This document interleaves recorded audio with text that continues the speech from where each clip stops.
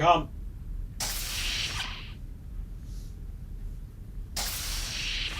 Alex, how are we doing? It's good to see you. Have a seat. Eric, how you doing, old friend? You know how it is being an admiral. Polishing the seat with my ass instead of being in engineering where I could be doing some real work. I hear that. At least you're away from the flagpole here. I was in Frisco. That had to hurt. Try being the deputy Starfleet commander for a day. I was living on coffee and aspirin. Aspirin? Pain reliever. Mostly for headaches. Oh. Well, I found that these help with those type of headaches. Who do you think introduced you to them?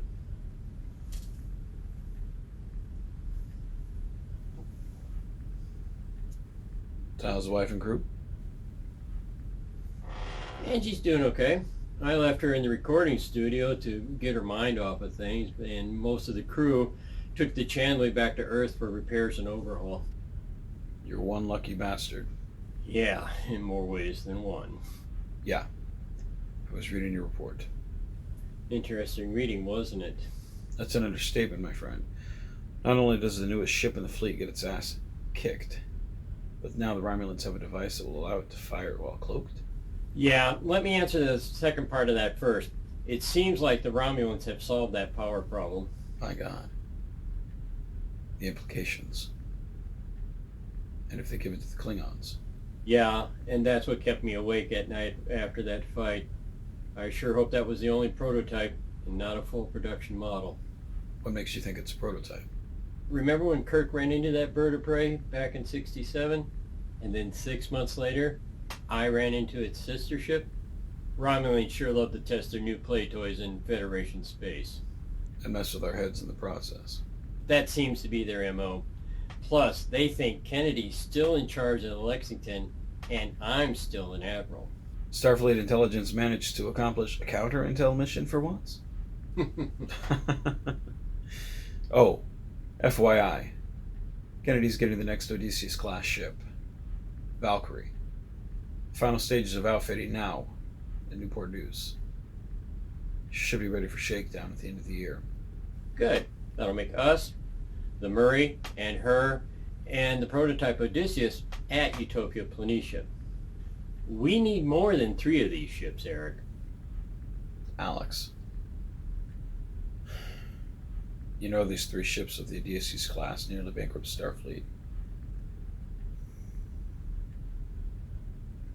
So the Council won't be funding anymore.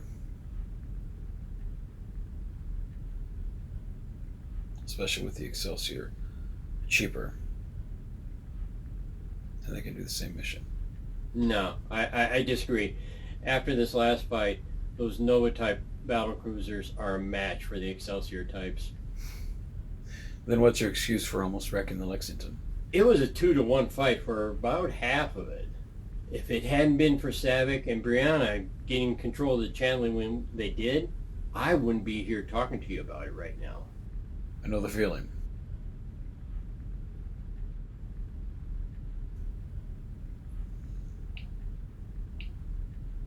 Drink? Well, John Wayne did say that talking is dry work. Iced coffee?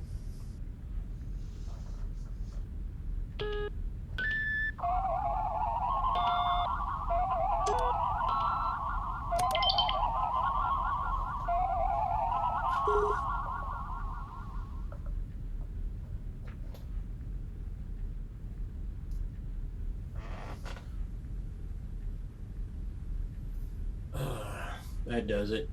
Thanks. Back to business. Back to business. A couple more things. One, concerning your science officer, Savick. Intelligence is going over her file with a fine-tooth comb as we speak.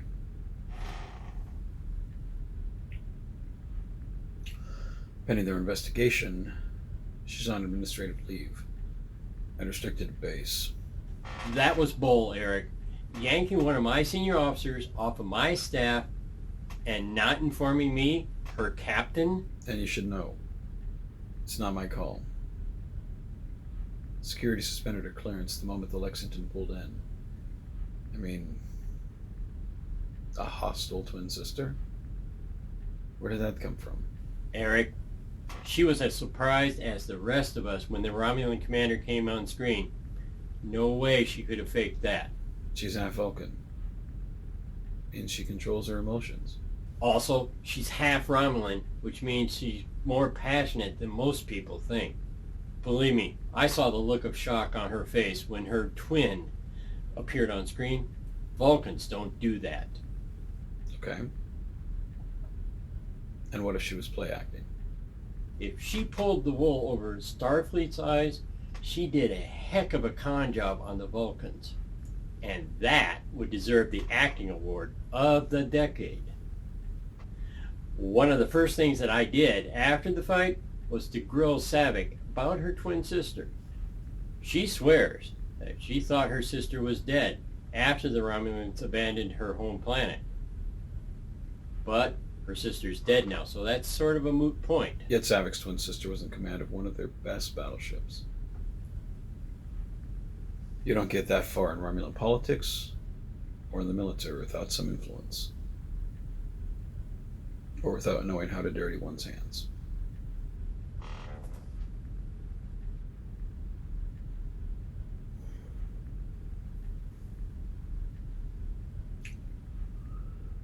Let's not forget Saavik has conveniently forgotten to mention her twin in any of her security interviews. Better yet,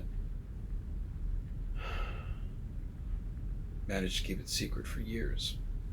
You've got a point, Eric, but I know that Saavik is clean. And how do you know this?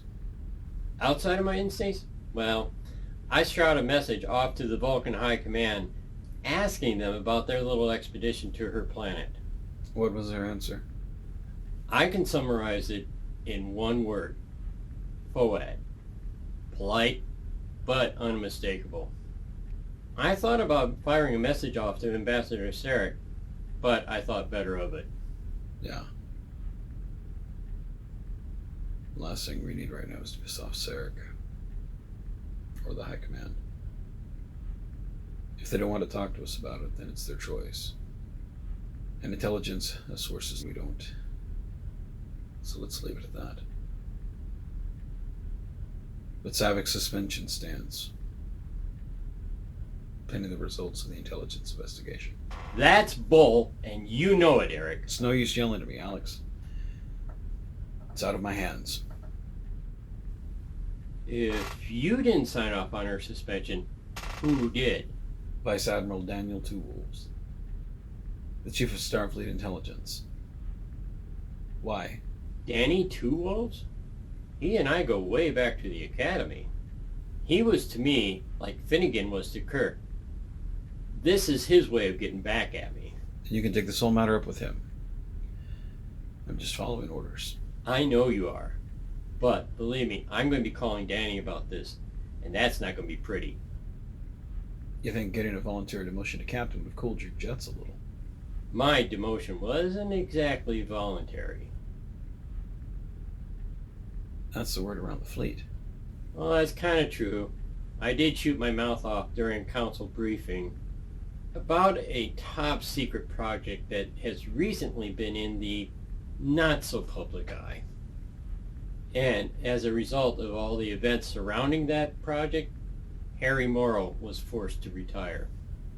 He managed to get me a demotion and the captaincy of the new Lexington if I promised to be a good boy and not cause any trouble. I see. So there was some truth to my demotion, but it wasn't quite as voluntary as some people might think. Jim Kirk was the one that got the involuntary demotion after he stole and scuttled the old Enterprise. I thought I got demoted for not following the chain of command. Lots of people think that because that's what the president said at the old Enterprise crew's sentencing. Jim showed me his paperwork that said otherwise. I see. Say one thing and did another. I mean, how many officers do you know that were actually demoted for not following orders? Starfleet was going to retire the Enterprise anyway and put her in a museum, when Jim Kirk scuttled her. Now, which one do you think they got more pissed off about? Huh. And instead of Enterprise, they put the old Lexington in her place. Yep, they were going to mothball her, but my second to last act as an admiral was to sign off the order to donate her to the Starfleet Museum as its centerpiece. Sneaky. Not to most admirals' mindset. To them, it's nothing to play the backdoor channels. And then sit back, watch the fireworks and the fallout. Did you? Play sneaky like that? Hell no. I was one of the few that defended Jim Kirk's actions. Harry should have let him go. You know, I've been meaning to ask you something about the theft of the Enterprise. Maybe you can answer it. If I can. Scotty's good. But how in the hell did he manage to circumvent all of the security protocols to allow the Enterprise to escape? I used to be a chief engineer, and I know that I couldn't have done that myself. If I told you, I'd have to kill you. Let's just say they had a higher power helping them out. You mean? I said nothing. All I said was they had a higher power helping the Enterprise crew. Who or what that is, I don't know, and neither does anybody else. You lucky sucker. Maybe. Well, I think that about does it. One last thing I wanted to talk to you about, and this is completely off the record. You have my attention. I'm really wondering if I should retain my command of the Lexington. Why is that? That last battle, I felt like I was off my game. How so? I don't know how precisely, but I felt off. I should have anticipated that Romulan's commander's intentions a lot sooner than I did. And I should have prepared for combat sooner, much sooner than I did. From your report, you did everything by the book. So what makes you think you did something wrong? It's an instinct. Something about me just wasn't right. Alex, you haven't been in the center seat for almost 15 years now. And that may be the problem. If I'm that rusty, I may be a danger to my ship and my crew. I don't see it that way, Alex. Sure, you might be a little rusty, but those command instincts you have don't just disappear. Maybe it needs more training or practice. I don't think the crew will take much more practice. We drilled and we drilled, but our first time out, we ended up in a real slobber knocker with a Nova class. You couldn't have predicted to get into a big fight in your first time out in 15 years.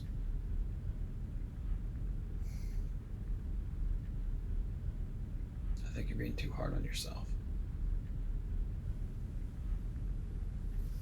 Maybe you're right. Give it some more time. If after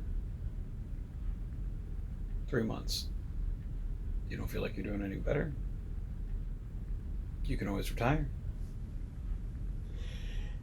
Can you imagine me with a fishing pole?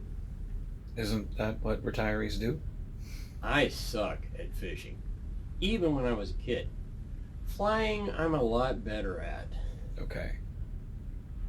But getting back to the point, if you still feel this way after 3 months, you can retire.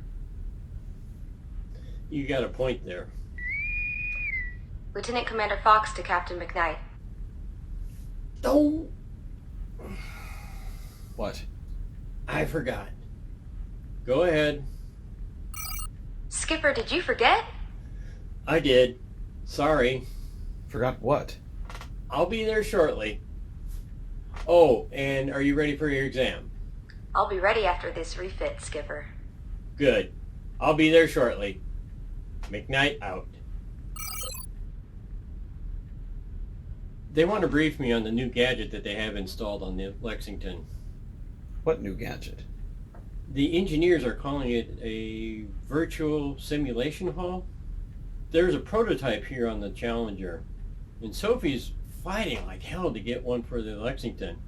She wants to show me how it works. Virtual simulations. What will they come up with next? Anything else, Eric? Can't think of anything. If there is, I'll let you know. Okay, Angie and I will be around just in case, but after 2000 hours, don't bother. I understand. Go ahead. Get on out of here, old man.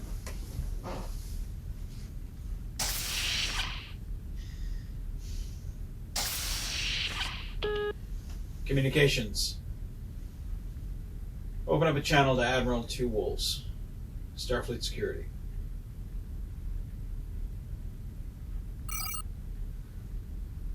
So I see that we have a situation on the neutral zone. Let's go ahead and open communication with the Romulans, Klingons, see if Korath has anything going on. We might need his help. We'll see where we stand. I'll pull in all channels. Everything I can do to help. Know that I will.